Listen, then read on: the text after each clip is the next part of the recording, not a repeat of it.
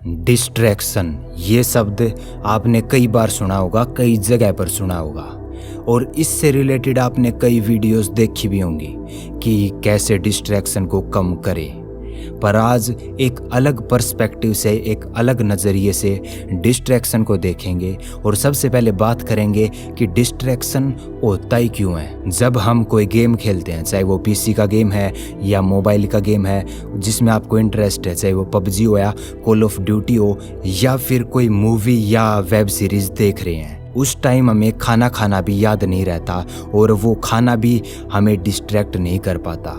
पर जब हम पढ़ाई करते हैं या कुछ ऐसा काम करते हैं जिसमें हमें इंटरेस्ट नहीं होता, तो हमें वो चीज़ें भी डिस्ट्रैक्ट करती है और अपनी तरफ अट्रैक्ट करती हैं जो हमारे किसी काम की नहीं होती। जैसे कि किसी ने किसी के बारे में क्या बोल दिया, उनकी लाइफ कैसी चल रही है, ये सब बातें हमारे माइंड में घूमती रहती हैं।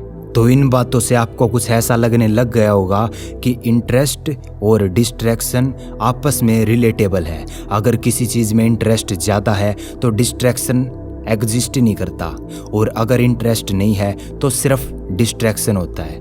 तो हमारे पास डिस्ट्रैक्शन कम करने के दो रीज़न होंगे। या तो डिस्ट्रैक्शन को काट सकते हैं, जो कि आपने काट कर देखा होगा और आप काट नहीं पाए, और दूसरा तरीका है उस चीज़ में इंटरेस्ट बढ़ाना जो कि आप कर रहे हैं। तो इस वीडियो में हम वैसे तो दोनों तरीकों के बारे में बात करेंगे कि कैसे किसी चीज़ में इंटरेस्ट बढ़ाया जाए और कैसे डिस्ट्रैक्शन को काटा जाए, और आपको जो भी चीज़ें अपने हिसाब से अच्छी लगे आप उनको अपनी लाइफ में इम्प्लीमेंट कर सकते हैं। तो सबसे पहले बात करते हैं कि किसी चीज़ में इंटरेस्ट कैसे इंक्रीज होगा। किसी भी चीज़ में इंटरेस्ट बढ़ाने के लिए जो चीज़ सबसे ज़्यादा मैटर करती है वो है ये क्वेश्चन कि आप उस चीज़ को क्यों कर रहे हैं, उसके क्या बेनिफिट्स होंगे अगर आप उसको कर लेते हैं, और उसके क्या नुकसान होंगे अगर आप उस चीज़ को नहीं करते हैं। अगर ये चीज़ें आपके माइंड में होगी तो आपके पास एक अच्छा रीज़न होगा डिस्ट्रैक्शन को अवॉइड करके अपने टास्क को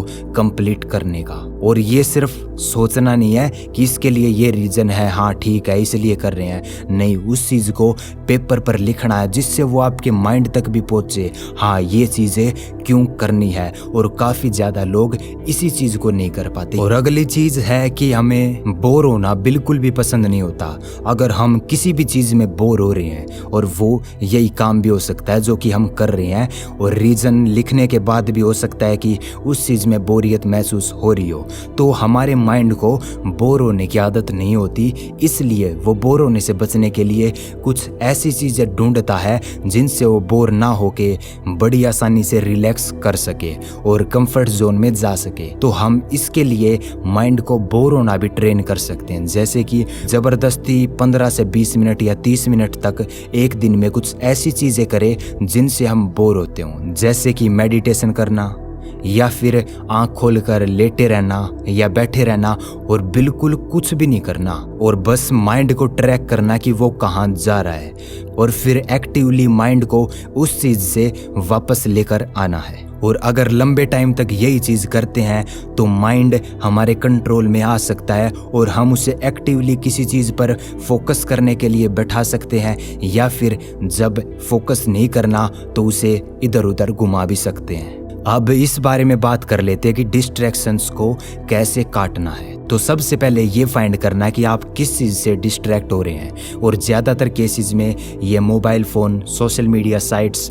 या फिर यूट्यूब वगैरह हो सकता है। तो इन चीज़ों के लिए अगर आप फ़ोन से डिस्ट्रैक्ट हो रहे हैं और फ़ोन के बिना आपका काम चल सकता है, तो फ़ोन को स्विच ऑफ करके किसी दूसरे रूम में या फिर किसी दूसरे फ्लोर पर रख सकते हैं, जिससे अगर आप डिस्ट्रैक्ट होकर फ़ोन की तरफ जाना चाहते हैं तो आपके और फ़ोन के बीच में कुछ फ्रिक्शन होगा जो कि 2 से 3 मिनट या 5 मिनट का होगा। तो माइंड को वो टास्क भी थोड़ा डिफिकल्ट लगेगा और वो चाहेगा कि वो इसकी तरफ डिस्ट्रैक्ट ना हो। और हमारे आसपास जो भी चीज़ें हैं उनको भी कंट्रोल में रखना होगा जो हमें फ़ोन की या सोशल मीडिया साइट्स की याद ना दिलाएं। अगर आपका फ़ोन के बिना काम नहीं चल सकता तो आपको एक टाइमर सेट करना जो कि 10, 15 या फिर 25 मिनट तक का भी हो सकता है। अगर आप ज़्यादा डिस्ट्रैक्ट होते हैं तो इस टाइम को कम रख सकते हैं, और डिस्ट्रैक्शंस कम होती हैं तो इस टाइम को थोड़ा ज़्यादा भी रख सकते हैं। तो जैसे कि मान लेते हैं कि 10 मिनट का टाइमर लगा दिया, तो आपको उन 10 मिनट के लिए एक्टिवली इस बारे में सोचना कि आपका माइंड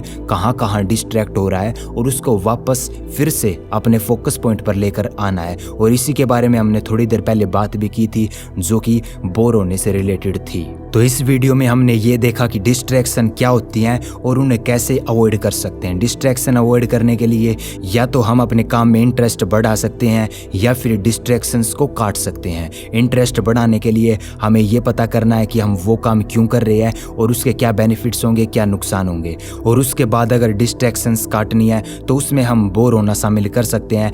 10 से 15 मिनट बिल्कुल बोर होके देखें, जिससे माइंड हमारे कंट्रोल में आ सकता है और इधर उधर भटकने से रुक सकता है। और उसके बाद जो चीज़ें हमें डिस्ट्रैक्ट कर रही हैं, जैसे कि मोबाइल फ़ोन या सोशल मीडिया साइट्स, तो उनको भी हमारी नज़रों के सामने से हटा सकते हैं। और ये चीज़ें काफ़ी हद तक काम करती है डिस्ट्रैक्शंस को अवॉइड करने के लिए। उम्मीद करता हूँ वीडियो से आपकी लाइफ में कुछ वैल्यू ऐड हुई होगी। अगर हुई तो वीडियो को लाइक कर सकते हो। जल्दी मिलते हैं किसी और वीडियो के साथ, तब तक के लिए कीप ग्रोइंग।